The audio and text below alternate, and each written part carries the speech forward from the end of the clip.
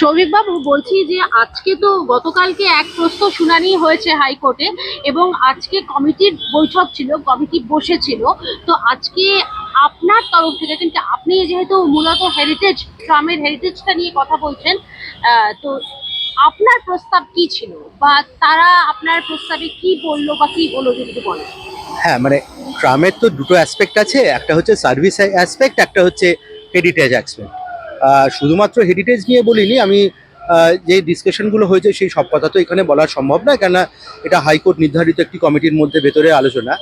কিন্তু তবুও চলার পলিসি থেকে আমি অনেক বেশি ইন্টারেস্টেড হচ্ছে the heritage portion of the Calcutta tram.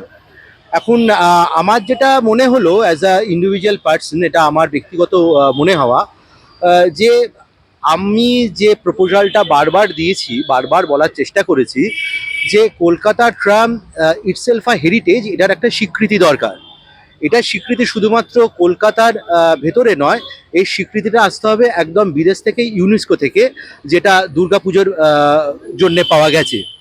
এই দুর্গাপুজোরটাও কিন্তু এই একইভাবে পাওয়া গেছিল, যেটা কলকাতার ট্রামের জন্য সর্বক্ষেত্রেই লাগু হয়।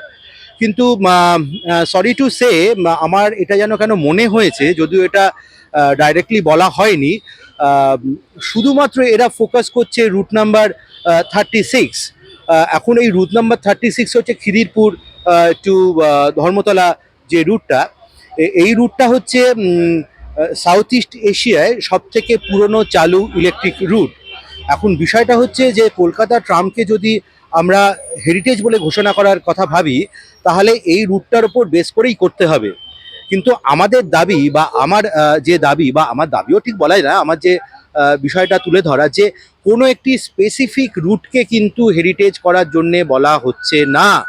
আমরা চাইছি total tram system is self the tram, এই টোটাল সিস্টেমটাকে একটা এ গ্রেড হেরিটেজ হিসাবে গণ্য করা হোক, অ্যানাউন্সড করা হোক। আমাদের কলকাতার বা ওয়েস্ট বেঙ্গল যে হেরিটেজ কমিশন আছে, তারা সাধারণত বাড়ি ঘরদোর ইন্ডাস্ট্রিয়াল বিষয়গুলোকে নিয়ে কালচার করেন। মিটিংয়ে যেটা হলো সেটা হলো যে ওনারাও খুব সদর্থক ভূমিকায় নিয়েছেন, অন্তত মুখে সেটা বলেছেন, যে তারাও চেষ্টা করবেন যে নানা রকমভাবে হেরিটেজের কমিটিকে বলা, তাদের সঙ্গে আলোচনা করা।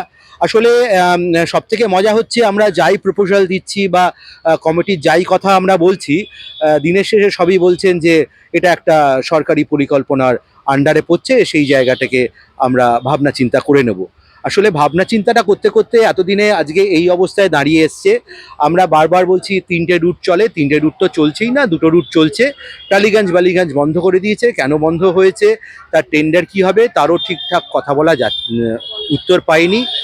হাওড়া ডিভিশনের যে রুটগুলো ছিল, যেমন ধরুন রাজাবাজার থেকে হাওড়া, শ্যামবাজার থেকে হাওড়া, এটার ওপরে লাইন আছে, নিচে লাইন আছে, এটা চালানোই যেতে পারে, এটা কেন চালাচ্ছে না সেটাও বোঝা যাচ্ছে না।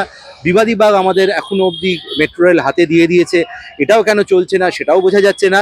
আসলে সব মিলিয়ে মিশিয়ে যে কি রেজাল্টের দিকে যাচ্ছে, সেটা আদৌ কোনো অ্যাফার্মেটিভ রেজাল্টের দিকে যাচ্ছে কিনা সেটা নিয়ে আমার সত্যি খুব সন্দেহ হচ্ছে। তার মানে আজকের কমিটি বৈঠকে কি হলো, সার সার বক্তব্যটা কি?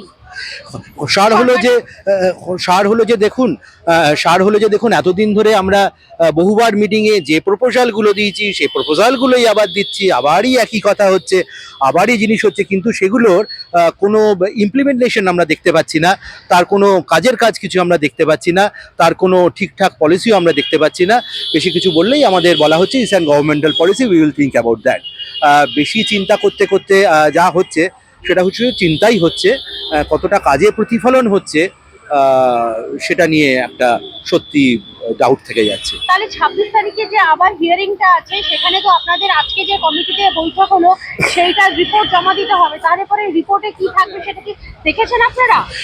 এটাও তো আমাদের একটা প্রশ্নের মধ্যে ছিল, যে যে রিপোর্টটা জমা পড়ছে, যেটা আমাদের সুলগ্না ম্যাডাম সুলগ্না মুখার্জি বলে যিনি এই কেসটা করেছেন, যার নির্দেশে হাইকোর্ট আমাদের এই কমিটি তৈরি করে দিয়েছে, এবং সেখানে আমাকে রাখা হয়েছে, কেননা আমি প্রায় 20 বছর ধরে কলকাতা ট্রাম এবং গণপরিবহন নিয়ে নির্দিষ্টভাবে কাজ করছি। সেটাও উনি বলেছেন যে তাহলে কি বিষয়ে আমরা দাঁড়াবো, তার পরবর্তীকালে শুনানিতে কি হবে। যাই হোক, যেটা হচ্ছে যে এই পিপিপি মডেলটা কিভাবে করা যেতে পারে, তার প্রপোজাল যে দেওয়া যেতে পারে, এবং হেরিটেজটা কিভাবে করা যেতে পারে, এটা নিশ্চয়ই কোর্টের কাছে ইমপ্লিমেন্ট হবে।